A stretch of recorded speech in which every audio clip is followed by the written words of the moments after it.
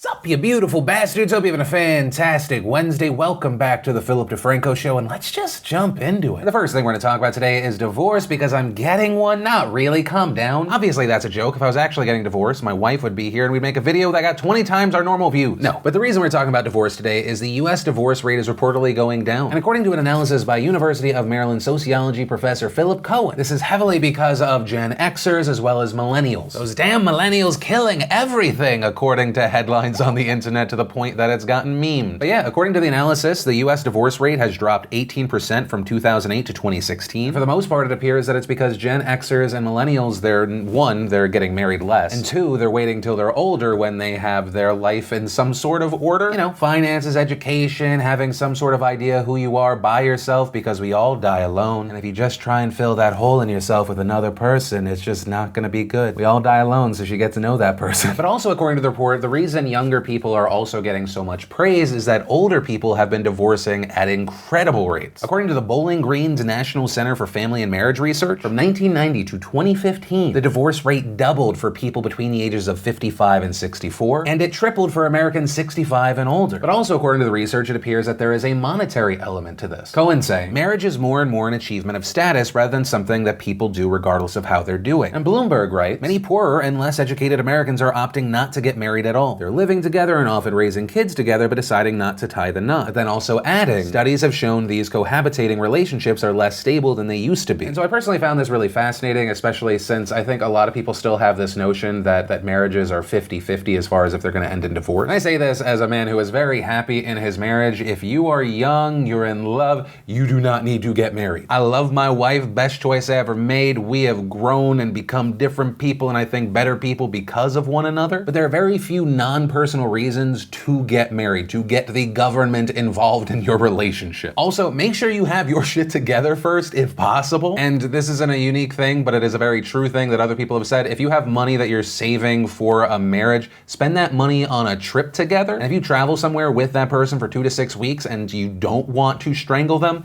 that's a great sign. I have people who have been best friends that I wanted to strangle just driving across the country together. That will test your relationship. But also, every relationship's different, but the super final note that I want to add, I know I already pimped him out before, but Daniel Sloss, he has 2 specials on Netflix. The second one, Jigsaw, he talks about relationships.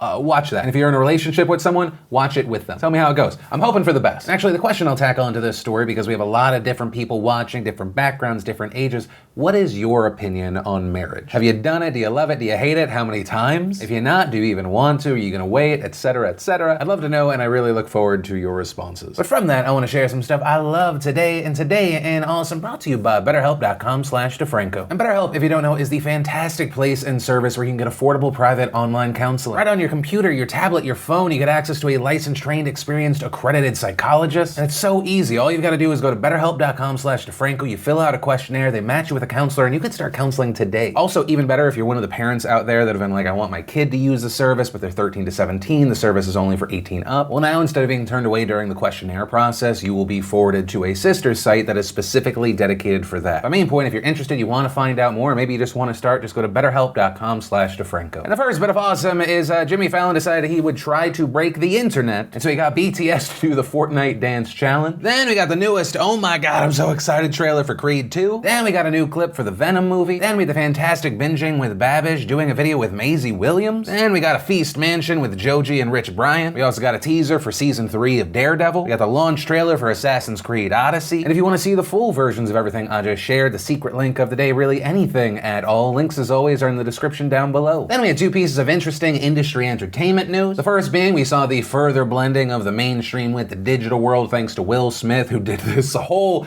live stream where he jumped out of a helicopter. Well, Bungee jumped out of a helicopter and it was live streamed. There were a ton of people watching it live. The video afterwards is #1 trending on YouTube. It has over 7 million views. And I know there were some people crapping all over this because this was part of the YouTube Originals push, so there's YouTube money going to someone that's from the mainstream rather than like a homegrown talent. And here's the thing, I obviously would prefer if YouTube invested more into the homegrown talent rather than these bigger things, but you have to, for YouTube, they have to do a kind of 2-prong. There's the homegrown and then there's the mainstream that's adopting it, and it's all about validating the space. Also, I feel like I need to hit on this. Note, this is not me shit-talking Will Smith, because as far as any mainstream talent coming to YouTube, embracing the platform, I think Will Smith has done it in a real way, in a way that it feels like it's about the connection and getting a message out there rather than just, this is me marking off a thing I'm supposed to do for my social media. And as far as this specific instance, you have a mainstream celebrity that's getting a lot of people talking about what is happening on YouTube, which you can see as a positive. And personally, I find it to be one. That said, you could see it as somewhat of a negative considering the second piece of industry news that I was going to talk about. Yesterday, Shane Dawson released episode 1 of The Mind of Jake Paul, and in less than a day, as of recording this video, that video has gotten 9.2 million public views. What the real-time views are right now, we don't know. But 9.2 million on a 40-minute piece of content that was so massively consumed that in the first 2 minutes, as I mentioned yesterday, it passed 200,000 views. And so that video, which is longer, which is supposed to play better with the algorithm because it's keeping people on the platform longer, that in close to the same time frame has more than 2 million views more than the Will Smith video. A video that, keep in mind, was separate from the live stream and was only 8 minutes, that, like the Will Smith video, has also been shared all over the place on other websites, is not even trending in the United States as I'm recording this video, with way more engagement. Dawson's video having over 1 million likes and only 13,000 dislikes. Will's at 119,000 likes, 15,000 dislikes. Shane's with over 160,000 comments. Will's at around 8,000. Although given that Will Smith's video is in that coveted #1 spot that just, oh man, the views pile in after that, it's very likely he'll close the gap, maybe even pass Shane. And so, and I say kind of more understandably with people angry saying that this is an example of YouTube embracing the mainstream before their own. So there was that. There were also people asking me my opinion of episode 1 of the Shane Dawson series. What I would say is episode 1 was essentially Shane kind of just setting the stage for the rest of the series. And I think that's appropriate considering that there are a ton of people that are gonna be like, what is a Jake Paul? And I think kind of your passerbys are gonna be like, wait, was that the guy with the suicide forest thing? Or is that, oh, it's that guy's brother? But also then kind of as a refresher for people that are aware of some of the things from the past, maybe not aware of some of the other aspects. And so really there's not a ton to react to there, although there is one point. Shane in the first episode has this kind of main focus of, are there YouTubers out there, whether it be Jake or others, that are sociopaths? Jake Paul addressed this in his own video where he wanted people to know I'm not a sociopath, but of course the problem there is that's probably what a sociopath would say. Not that I'm calling him a sociopath, which is actually the one thing I do want to comment on. You know, I'm not qualified to diagnose personality disorders. I don't know if there's Jake or several of the other names that have kind of popped up because of this conversation, if they are in fact sociopaths. But what I will say, and this is no secret, and I think most cynics out there could probably guess,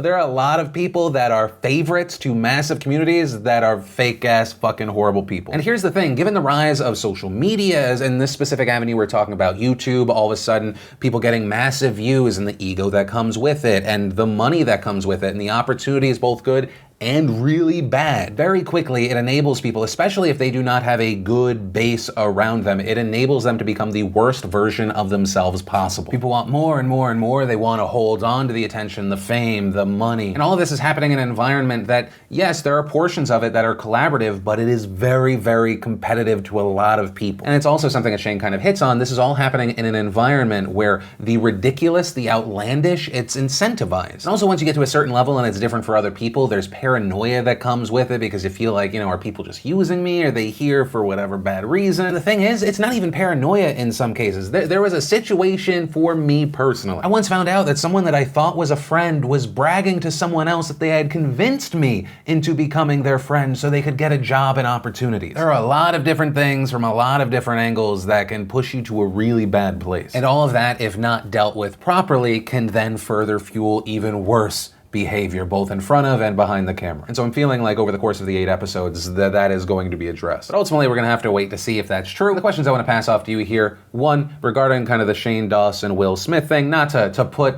these two titans against one another, but do you feel like this is random, it's just the algorithm at play, or is this preferential treatment? And two, if you saw episode 1 of Shane's series, I'd love to know what you think. And then let's talk about this story coming out of Alaska that I'm gonna give you a warning, you're gonna be furious. And this story revolves around Justin Schneider, who is a former air traffic controller from Alaska. If you're wondering why we're talking about him today, why you are going to be furious, that's because in August of last year, Schneider met a 25-year-old Native American woman at a gas station. He asked her if she needed a ride. The woman accepted, she got into the car, but Schneider didn't end up taking the woman to where she wanted to go. Instead, he took this woman to a dead-end street. He asked her to step out of the car, and that is when Schneider tackled the woman and then proceeded to, with both hands, strangle her, telling her that she was going to die. An Anchorage police detective, Brett Sauber, later wrote in a criminal complaint. She said she could not fight him off, he was too heavy, and had her down being choked to death. death. The victim said she lost consciousness thinking she was going to die. But Schneider didn't end up killing this woman. After the woman lost consciousness, he reportedly masturbated on her. And when she regained consciousness, Schneider was zipping up his pants, he handed the woman a tissue, and then according to the criminal complaint, Schneider told her he wasn't really going to kill her, that he needed her to believe she was going to die so that he could be sexually fulfilled. And then, according to police, Schneider just drove to work. Following this, the woman then reported the assault to the police. According to the Alaska Star, police said the woman had been traumatized to the point where she could hardly speak after the assault. Schneider was arrested at work. He was charged with 1 count of felony kidnapping, 3 counts of assault, and 1 count of harassment involving offensive contact with fluids. And with all of those charges added up, Schneider faced 5 to 99 years in prison. And here, my friends, is where the story gets even worse. Last week, Schneider accepted a plea deal and he will not be receiving any prison time. Yes, really, although with some of the stories we've covered in the past,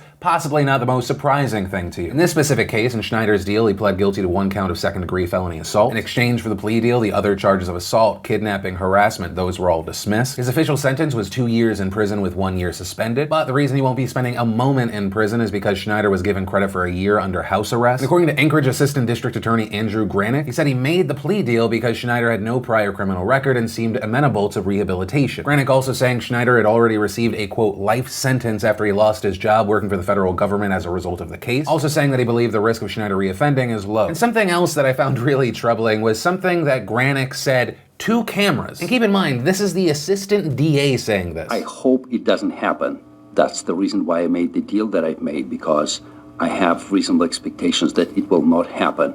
But I would like the gentleman to be on notice that that is one pass. It's not really a pass, but given the conduct, one might consider that it is. Granick referred to this deal as a pass for the man that did everything that I just previously talked about. Also, a thing of note here is, according to local news sources, Schneider did not apologize for his actions. He didn't mention the effects that his actions would have on the victim, instead saying that he was grateful for the process, talking about the positive effects this case has had on his life. I would just like to emphasize how grateful I am for this process.